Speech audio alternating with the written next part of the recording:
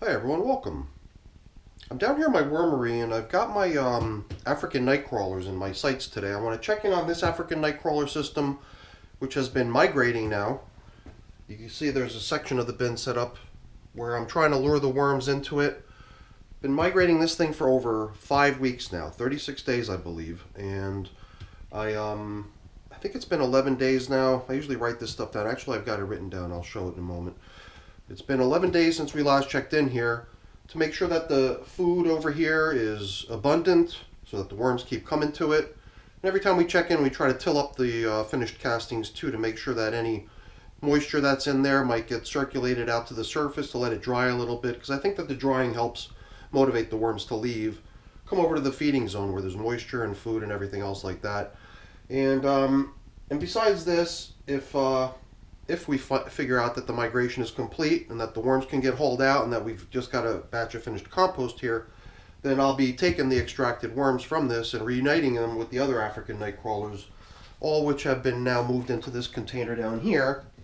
The worms that occupy that newer container down there were actually all taken from here individually, one by one, taken out and moved over into there.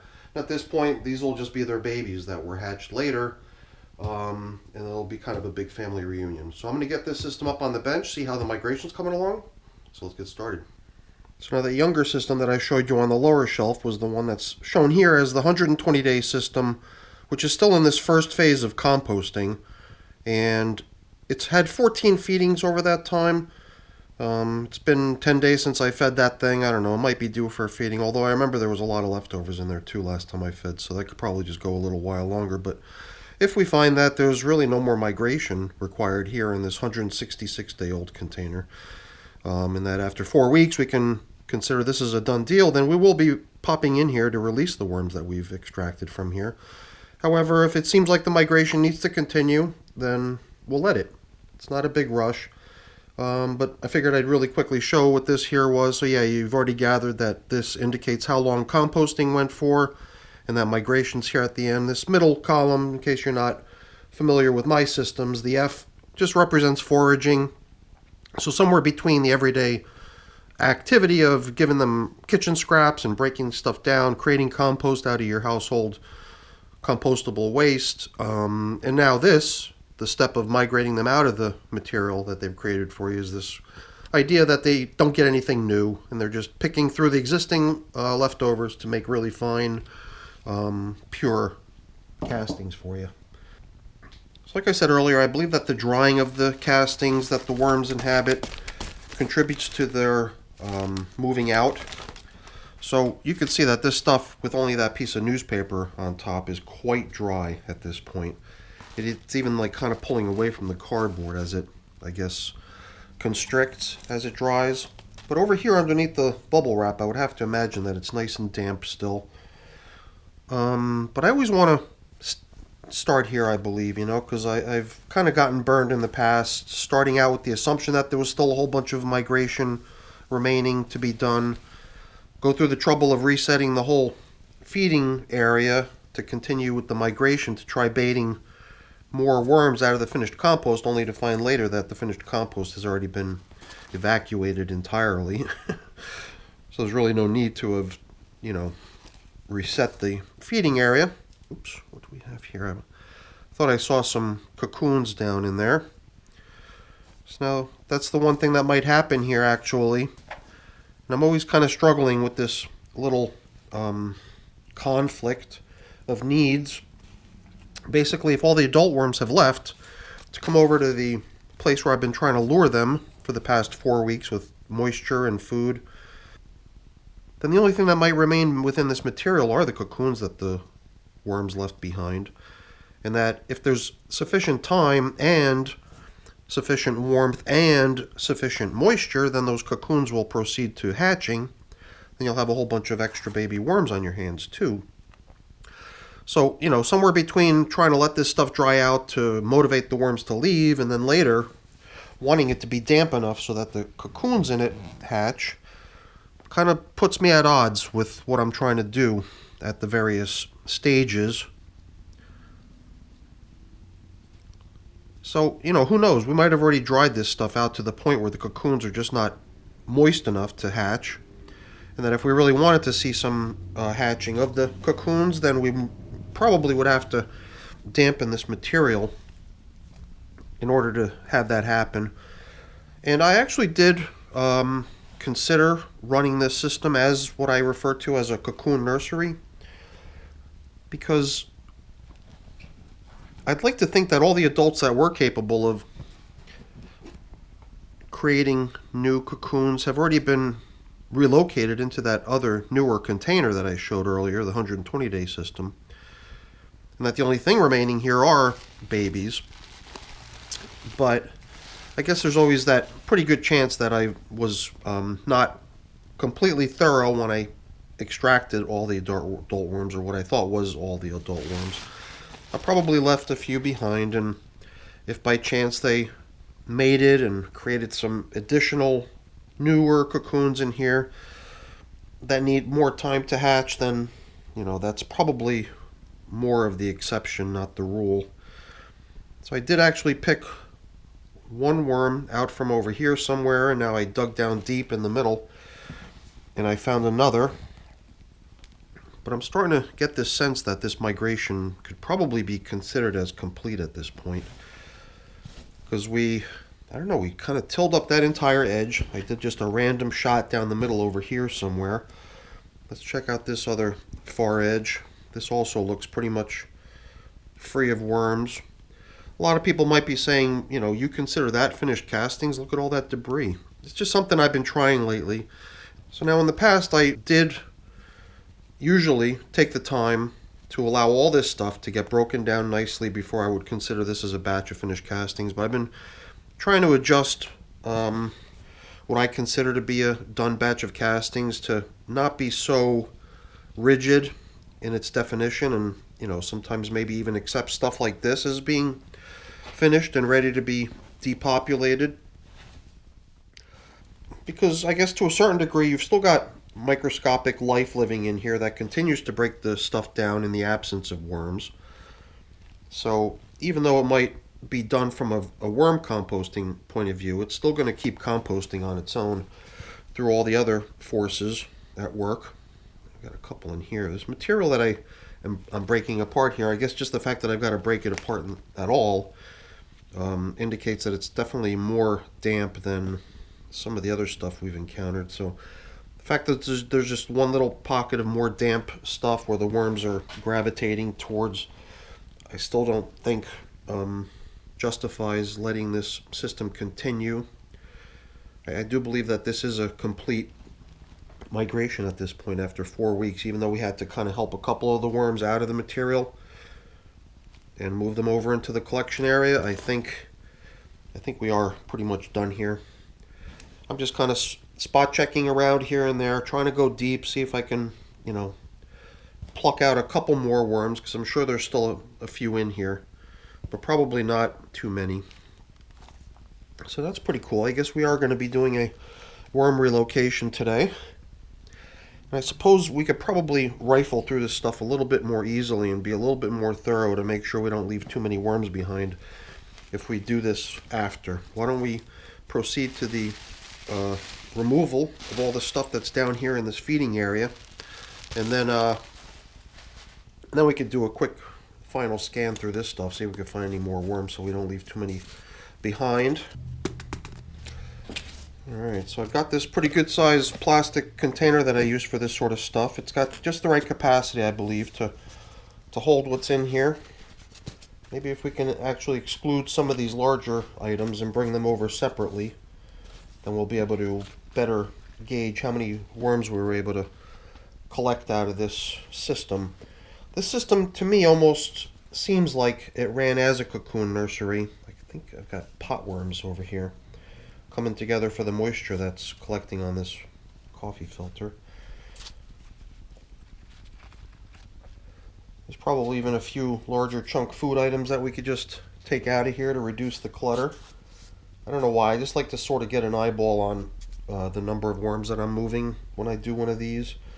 So I figured if we could reduce some of the stuff that results in clutter, we could better see what's happening. So I did feed on the very edge of the container, so I would think that the majority of the worms are up against the plastic where the most fresh food was placed. Although sometimes you don't really find the greatest number of worms where the food most recently was. Let's see what we've got here. Mostly little baby worms, lots of material used to create a nice cozy spot for them to come over to. Here we've got leftovers of the food that was put out here to try to round them up. That's a tomato. I think some of the other stuff that we used was cabbage. There was that tomato, some potato, probably coffee. So it does seem like at least the tomato is still there. There's a good amount of bedding in here, that's for sure. We'll bring in lots and lots of bedding over with these little guys to be relocated into their new home with all the adult worms.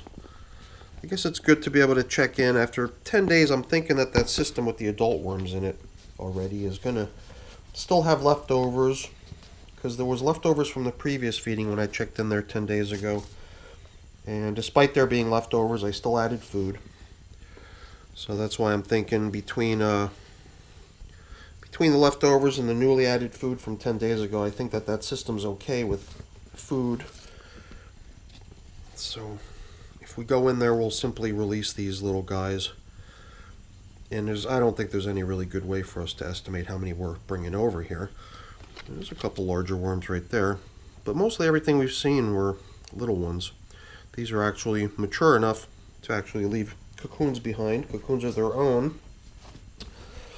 So that was the reason I didn't really plan on doing the cocoon nursery here, because in theory, all the worms old enough to breed were long removed from the system, and the only worms that we should be gathering here today in this migration zone are worms that were hatched and have still not yet matured to the age where they can breed yet, kind of resulting in no need to lure worms out of the finished compost. So I think we've got everything. Everybody. It does seem like they've done a pretty good job nibbling away at this cardboard partition here. I always try to puncture it full of holes so that worms don't see that as an impedance and that they can get across really easily over to where the feeding zone is, the collection area. So I think this part right here on the very edge is probably where we might expect to find a few stragglers, and the material is pretty dry, surprisingly dry, but that kind of makes sense because the material throughout the container is drying nicely. I'm trying to migrate another system which is taking longer than this, and I believe that the key difference between that system and this system is the dryness of the material. Here, since the material seems a lot drier, it seems like the worms are far more motivated to seek out something more comfortable to be in. So I did actually find 2 little worms within this stuff, not too many. We've already kind of skimmed through this first little portion of the material right along the perimeter. This is where I guess a certain extra amount of moisture would probably be expected, since it's right next to where all the moisture's been getting added and all the food's been getting added. Then as you work your way in more, that's where you see less and less moisture. The material just kind of flakes away a lot more readily. It does seem like at the very, very bottom, the material has held on to a little bit more of the moisture than throughout the rest of the material. So it does seem like at the very bottom is where we're going to find a worm or two, but as you saw, we've only encountered a couple.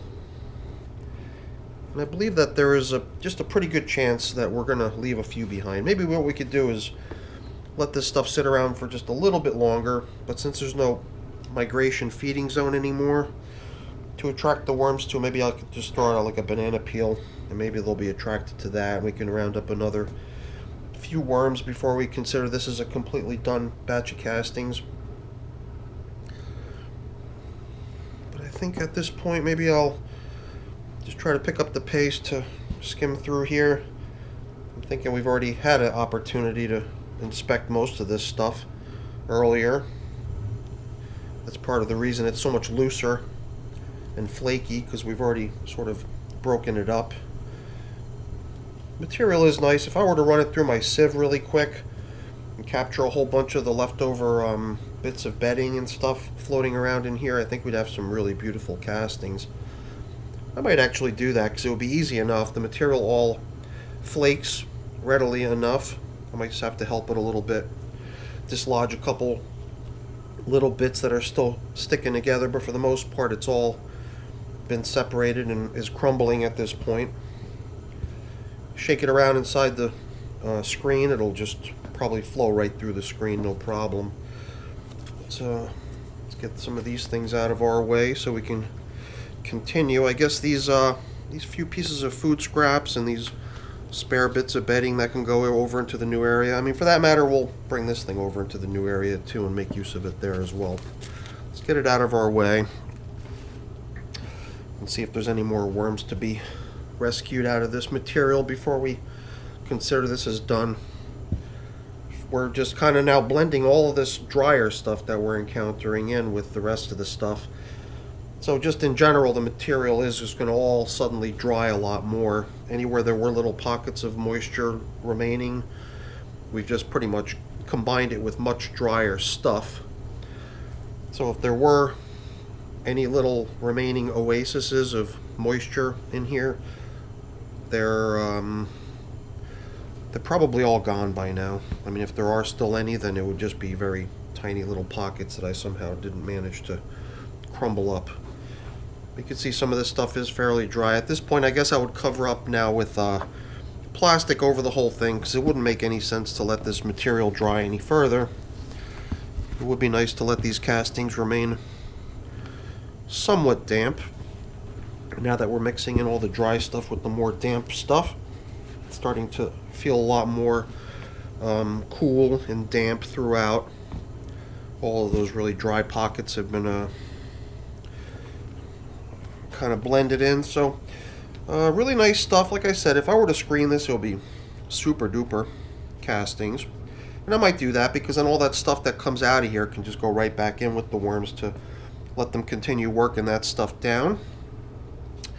And maybe a little piece of banana or something on here to try to round up any stragglers, but otherwise I think we're done here. 166 days, that's it. I'm writing it off as a finished batch of castings. Let's get this thing out of our way. We'll bring over the other bin, the 120-day system with the other African night crawlers in it, and we'll release the babies that we collected. Whoa, this thing's got a good amount of weight to it. It's probably got a lot to do with the moisture content. As that other box of castings has dried over time, its weight just reduces significantly as the moisture leaves the system. Do have a worm sticking out on here on the plastic. I'm going to fold this. You know what? I don't think we have any more.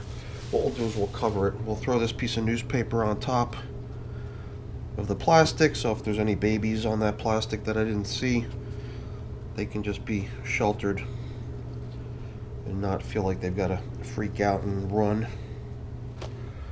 Let's get this surface of the material exposed so we can let loose the new baby worms. There's got to be a bunch of worms in here now. This will be the first addition of worms into this system since we bought worms over individually from the other box. And on each occasion we counted how many worms I pulled out. I pulled them out and I put them into the collection box. And on the video, it was quite easy to see how many we collected. So we counted exactly 650 worms collected to make up this system here.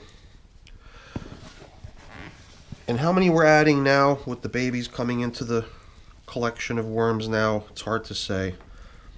But I would almost say that over time, the original 650 that were placed in here, bought over from the other system, have since made babies of their own. So I doubt that the only worms that live in here anymore are adults. There's probably a good number of their offspring in here already as well. So I just figured we would take a quick glance through here. Man, you can see some of these worms are big. Kind of like jumbled together. Once they kind of spread themselves out, they become much longer. It's so unusual to see them all crumble together like that. They really do seem to like this side of the bin for whatever reason. This is the side of the bin with the label on it, which is the side of the bin that faces the inside of the room versus being against the wall. And against the wall, I believe a little bit of coolness from the outside sneaks in and makes this side of the bin chillier. Even if just by a couple degrees, it does seem like these tropical worms that favor the warmer temperatures are gravitating over towards the warmer side. It's a theory that I've had for a while now, and this just seems really clear, because these seem like the one type of worm in my collection that's definitely going to react that way to temperature differences. And they're kind of behaving right on cue, just as anticipated from that point of view. So I was just curious at the outer edges. Down the middle is where we last fed, and I am going to take a peek in there too, just to see how the feeding from 10 days ago is progressing. Since there were leftovers onto which we added even more food last time, it's my guess that we're probably still okay from a food perspective, but this is a good opportunity to see where we stand with food, so I can time the next feeding appropriately. So it does seem like, even though this is where the food was put, all the worms are more interested in the warmth than the food, because there's some worms in here mixed in with the food, but not nearly as many as we saw on the warmer side of the container. I'm actually thinking maybe we'll stick it up on the shelf in such a way that the side that was facing into the room will face that against the wall now, and then we'll bring that side that's been up against the wall for all this time, bring it into the warmer side, into the side that faces the room, and then maybe we'll see the worms all come on over to the other side. Look at all these leftovers. I'm definitely not feeding. I was debating on coming down here and adding some food, but even in the video last time when we checked in here, we saw that there was a good amount of leftovers, and we added a little bit more food anyway. But this system can definitely go without. Not to mention the fact that the system's riddled with bedding, tons of bedding that also needs to be eaten as well. So this might be a good candidate for actually treating the last feeding 10 days ago as its last feeding, and maybe consider this bin as already foraging at this point. And now we're going to have a few extra mouths to feed in here to help with the foraging too. I'm just debating whether I want to keep trying to compost this supposedly compostable straw. I've just been keeping it down here with the feedings so that it's kind of in the line of fire where all the worms are hanging out. But I've not seen any breakdown of that thing, and even though it's supposedly made out of some cornstarch, I think, or some sort of, I don't know, some sort of natural material, I believe, it doesn't seem like it's going anywhere. So I think I might be removing it at some point soon. So yeah, it does look like we've got most of the worms hanging out over here. That was kind of fun looking through there. But let's get this release taken care of, and let's get finished and let these little guys get back to work breaking down our food scraps. I'm not even sure how to properly estimate how many worms we're releasing here. I will try to shake the material around a little bit and give ourselves a little bit of a view of what's happening here before we just let them get acclimated. And man, we just added a whole lot of bedding to this system too. All stuff that's going to increase the time it's going to take to break down. So I am tempted to consider this system as foraging at this point.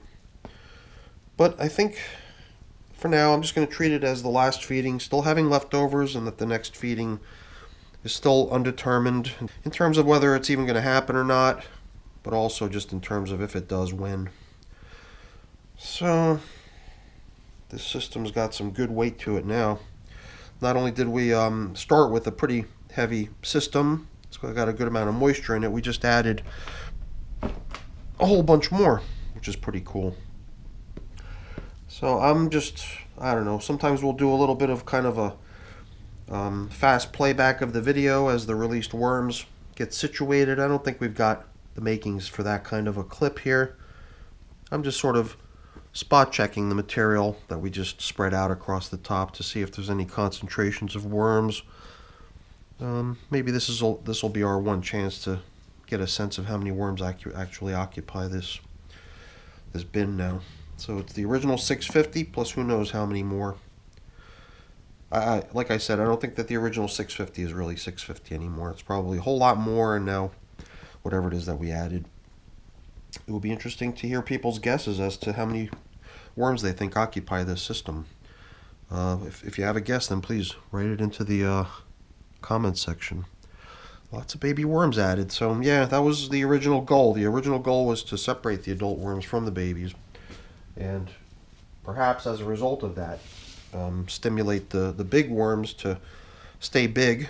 Stimulate? I don't know. Maybe it's not even so much stimulating action to occur, but it was maybe retarding actions from occurring. So I think just the reduction of size occurs when the worms are surrounded by baby worms, supposedly. So the aim was to retard that reaction that normally occurs when the babies are living with the adults, and give the adults that sense that they can grow as big as they want, without any need to leave food behind for the babies. I don't know. I don't know if that's the rationale or the reason. Some sort of biological reason for it, I'm sure, which I do not know. So, we've got some nice top coverings here. We had all these little pieces of coffee filter that came in with the coffee of the last feeding that went into the migration zone. So we're just going to start using those as top coverings. At some point, I'm sure we'll just blend them into the material down below. And I think by covering up the whole system with plastic, all this paper is going to be exposed to a lot of recirculating moisture. Become a place where the worms like hanging out, and also giving them a chance to nibble away at the paper. This piece is getting pretty nicely broken down here. The other one was holding up a little bit better than this one. But over time, I'm sure it's all going to get nibbled away. So these worms have a good amount of work to do as far as breaking down bedding. I mean, we've even got this thing here. I think it just makes sense to sort of all keep it together. It's all part of the system. It would be kind of nice if this piece of hot melt glue could be removed from here, but I had no luck trying to take it off last time. I figured if the worms could just nibble away the cardboard, then I could pull it out in one piece easily. So maybe I'll do that. I just don't want to have fragments of that stuff floating around within my castings. So let's see, we've got spare materials here. We've got the bubble wrap that we had used in the container with the finished castings, and this can go back on top of that to prevent it from further drying. And this piece of paper was also on top, and I guess at this point we'll just keep everything together. All this stuff will eventually get broken down by the worms, but it seems like by adding all this extra bedding, we're kind of destining this system to take longer to break down. The moisture levels, I think, in here, are they sufficient to tolerate the addition of two fairly dry pieces of material? Got all this dry cardboard here, all this dry newspaper here. I think we're okay. I think we're okay, so I'm not going to worry about that, but I've just been wanting to use that as a consideration lately, because sometimes it does seem like you're putting like little sponges in there that are possibly absorbing a lot of the moisture that's perhaps already critically low. So I'm just trying to become a little bit more, perhaps hyper aware of what the moisture situations are in my bins with the winter weather being here and with the furnace running and drying the air out in the house. It seems like a smart thing to do. So, all right, I think I've used up most of the coverings. Like I said, those coverings that are underneath the plastic, that stuff's got to go too. So at this point, I wonder, should I be foraging? Should I anticipate a new feeding? What are your thoughts? How many worms do we have? I look forward to hearing everyone's comments down below, so be sure to write what you're thinking, and let's hear what your thoughts are. So that's it for the video, everyone. I've got a little bit of cleaning up to do and putting things away, and it looks like we've broken our gloves, so this one's going to the trash, unfortunately. I try to reuse my gloves over and over, but when this starts to happen, I I find it's time to retire and get a fresh one. But before I go, let me just really quickly say thank you. Thanks so much for watching. Hopefully you enjoyed the video. If you did, as always, please don't forget to leave me a quick thumbs up before you go. And if you haven't done so already, please also consider subscribing to the channel too. That's really appreciated. All right, everyone. Have a great day. Thanks for watching. Bye-bye.